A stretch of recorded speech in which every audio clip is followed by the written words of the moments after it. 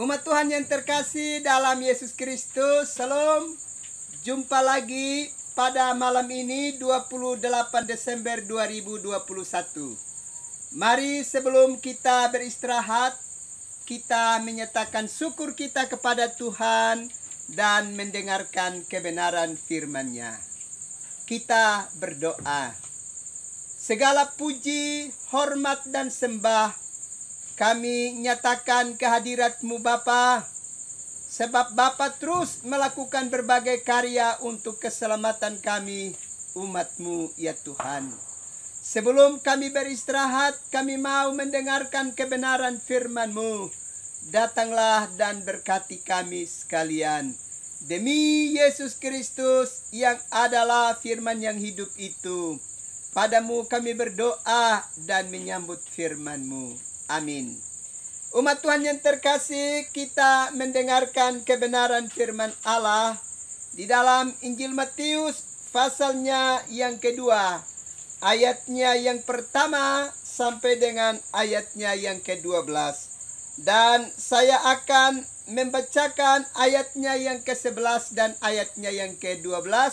Umat Tuhan dapat membacakan ayat-ayat yang lainnya.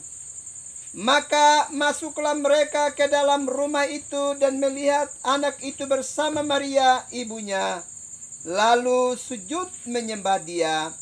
Mereka pun membuka tempat harta bendanya dan mempersembahkan persembahan kepadanya, yaitu emas, kemenyan, dan mur. Dan karena diperingatkan dalam mimpi supaya jangan kembali kepada Herodes, maka pulanglah mereka ke negerinya melalui jalan lain. Umat Tuhan yang terkasih di dalam Yesus Kristus. Pada renungan malam yang lalu kita sudah belajar bahwa paling kurang ada 3 kelompok manusia di sekitar peristiwa kelahiran Yesus. Kelompok yang pertama adalah kelompok para Majus. Mereka sekalipun menempuh perjalanan yang sangat jauh, mereka rela meninggalkan tempat kegiatan mereka, meninggalkan keluarga mereka, meninggalkan segala aktivitas dan karya mereka, hanya dengan satu tujuan, harus menjumpai bayi Yesus dan menyatakan penyembahan kepadanya. Padahal kelompok ini bukan masyarakat biasa. Mereka adalah orang-orang terpandang di negeri mereka. Mereka adalah orang-orang yang memiliki peran besar di tengah-tengah kehidupan mereka. Sekalipun demikian, ketika mereka melihat tanda bahwa ada kelahiran raja baru, mereka bergegas untuk menjumpai raja yang baru dilahirkan itu, untuk mempersembahkan persembahan syukur mereka. Dan lebih terutama adalah menyatakan penyembahan kepadanya.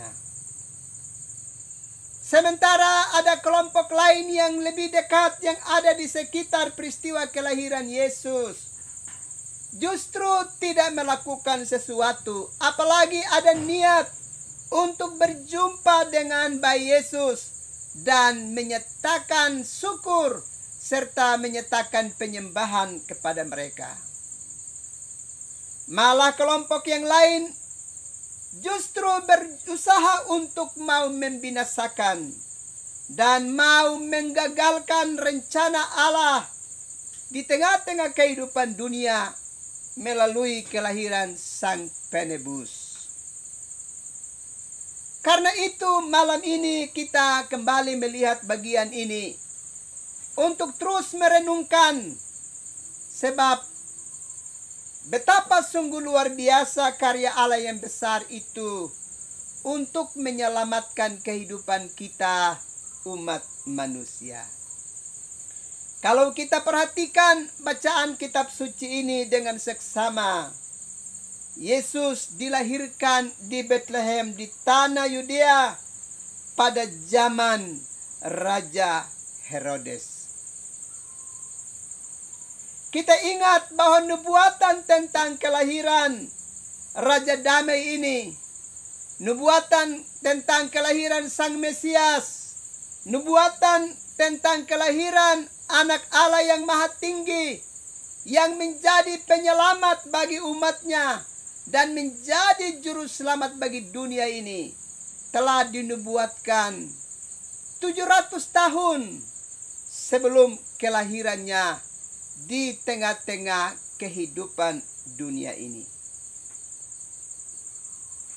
Bahkan kitab Injil mengisahkan ketika dia lahir ke tengah-tengah dunia. Sekaligus kitab Injil menunjuk kepada penguasa dunia yang sedang memimpin kehidupan masyarakat pada waktu itu. Sehingga di sini jelas dikatakan Yesus dilahirkan di Bethlehem, di tanah Yudea di zaman Raja Herodes. Apa artinya semuanya ini? Ini tentu mau mengingatkan kepada kita bahwa peristiwa kelahiran Yesus Kristus bukan sekedar sebuah peristiwa atau sebuah kejadian biasa dan terjadi tanpa ada peristiwa-peristiwa atau terjadi di luar dari aktivitas hidup manusia.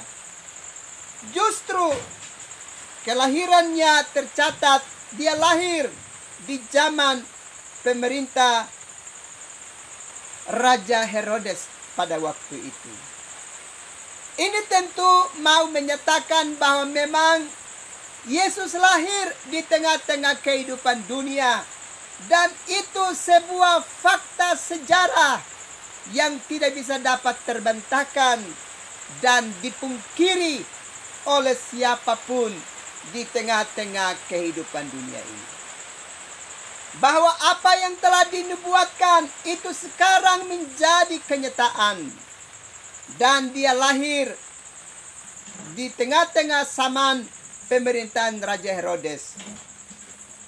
Sebuah raja yang terkenal sebagai raja yang telah bertindak untuk membinasakan kehidupan umat manusia, khususnya generasi baru pada waktu itu.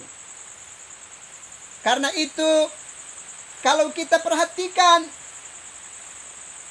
bacaan Alkitab dalam Injil Matius pasal yang kedua, ayat yang ke-16 sampai dengan ayatnya yang ke-18, kita akan melihat bahwa ternyata raja ini, Raja Herodes, di dalam perannya dia telah membinasakan begitu banyak anak-anak kecil di Bethlehem, di sekitar peristiwa kelahiran Yesus Kristus.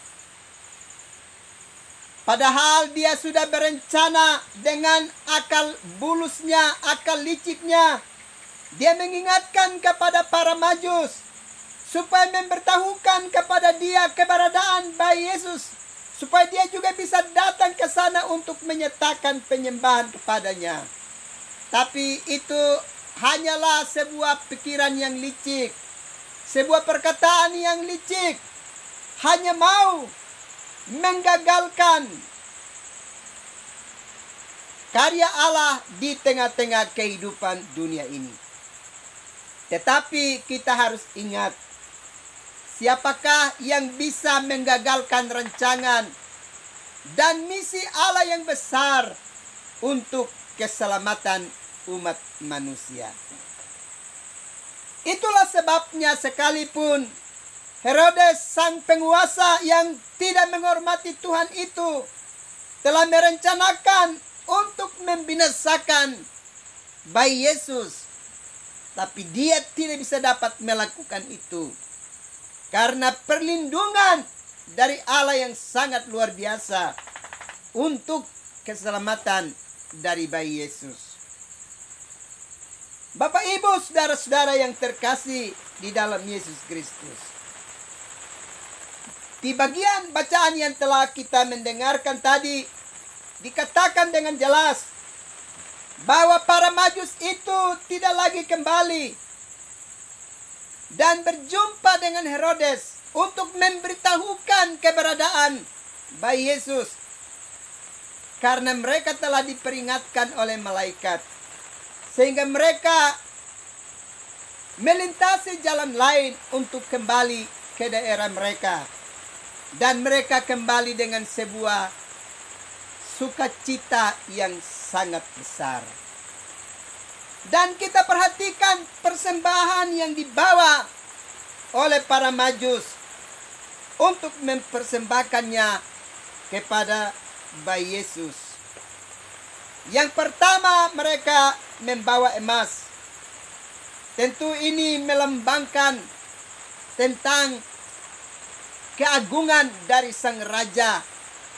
Raja di atas segala raja yang Tuhan izinkan hadir di tengah-tengah kehidupan dunia. Dialah yang akan memimpin dengan sebuah kepemimpinan yang murni dan yang kudus untuk keselamatan bagi umat manusia, dan kerajaannya takkan berakhir. Dan kita juga ingat persembahan yang kedua dalam bentuk kemenyan.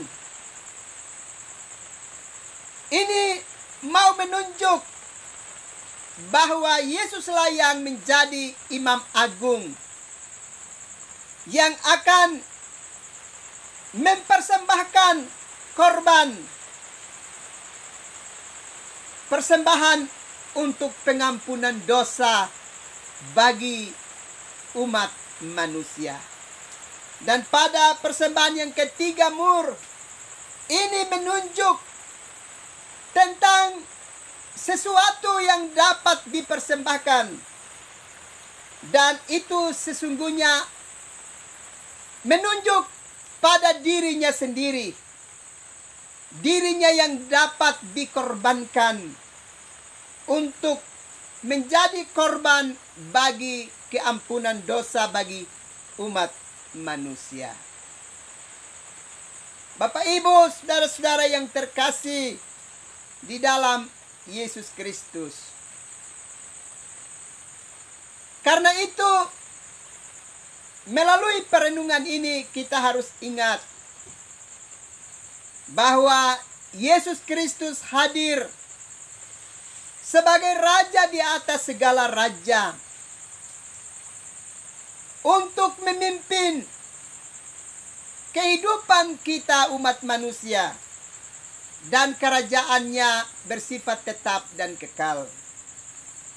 Sekaligus dia adalah imam agung yang dapat mempersembahkan korban untuk penghapusan dosa kita, dan korban itu adalah dirinya sendiri. Karena itu, tentu melalui peristiwa Natal, para Majus itu telah hadir dan membawa persembahan mereka, dan telah mereka persembahkan kepada Yesus. Dan apa yang mereka persembahkan adalah sesuatu yang menggambarkan tentang apa gerangan yang dapat dialami dan yang dapat dikerjakan oleh Yesus bagi kehidupan dan keselamatan kita umat manusia. Bahwa Yesus dapat mengalami kematian. Dia adalah raja di atas segala raja. Dia adalah imam agung. Tapi juga dengan persembahan mur menggambarkan dia akan mengalami kematian. Dan kematiannya itu adalah bermaksud untuk keampunan dosa kita umat manusia. Karena itu Bapak Ibu, saudara-saudara yang terkasih di dalam Yesus Kristus, mari baiklah kita sungguh-sungguh berserah diri, dan kita pun memiliki kerinduan untuk selalu mencari hadirat Tuhan dan mempersembahkan hidup kita sungguh-sungguh ke dalam tangan Tuhan. Karena Dia, Sang Juru Selamat itu, telah mempersembahkan hidupnya untuk keselamatan kita. Karena itu kita selalu harus berjumpa dengan Tuhan dan selalu mengangkat syukur dan sembah kita kepadanya. Ingatlah, jangan terlambat. Jangan menunda-nunda waktu lagi untuk mencari hadirat Allah. Tapi segera lakukan itu. Lakukan dengan sungguh-sungguh, sehingga benar-benar merasakan lawatan Tuhan dan hadirat Allah di dalam kelanjutan hidup kita di bumi ini. Tuhan pasti memberkati kita sekalian. Amin. Mari kita berdoa. Segala puji, hormat dan sembah kami nyatakan kehadirat-Mu Bapa, karena Engkau begitu baik bagi kehidupan kami. Engkau mengorbankan diri-Mu untuk keselamatan kami umat manusia. Terima kasih Tuhan. Setiap saat Tuhan terus melawat kami dengan kebenaran firman-Mu, menggugah hati dan hidup kami, supaya benar-benar berserah diri dan mempercayakan hidup kami hanya di dalam tangan-Mu, ya Sang Juru Selamat kami. Kami akan beristirahat malam ini. Karena itu datanglah dan berkati kami sekalian. Ini doa kami Tuhan, ini sembah kami. Demi Yesus Kristus yang adalah Tuhan dan Juru Selamat bagi hidup kami. Padamu kami berdoa dan mengucap syukur. Amin. Umat Tuhan yang terkasih dalam Yesus Kristus, selamat malam, selamat beristirahat. Tuhan pasti terus melindungi dan memberkati umat Tuhan sekalian. Shalom.